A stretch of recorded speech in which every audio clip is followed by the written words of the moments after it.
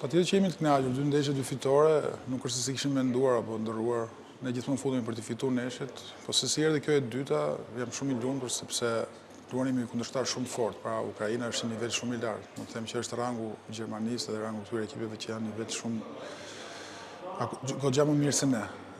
Jam shumë i kënaqur nga ekipi, dua t'i falenderoj se vrapuan shumë, luftuan shumë jashtëzakonisht. Po gjithashtu dua të falenderoj dhe lojtarët e tjerë që s'pata mundësi tifuse sepse ne pavarësisht se kemi miqësore, po për qasjen tonë e bëjmë miqësore sigurisht kualifikuese, sepse këto janë kualifikueset për ne. Kështu që duhet të kuptojnë dhe ata që e dum fitore, me dum 3 pikshin, intensiteti ishte shumë i lartë i lojës dhe në pjesë dytë s'pata mundësi me bërë shumë ndrime.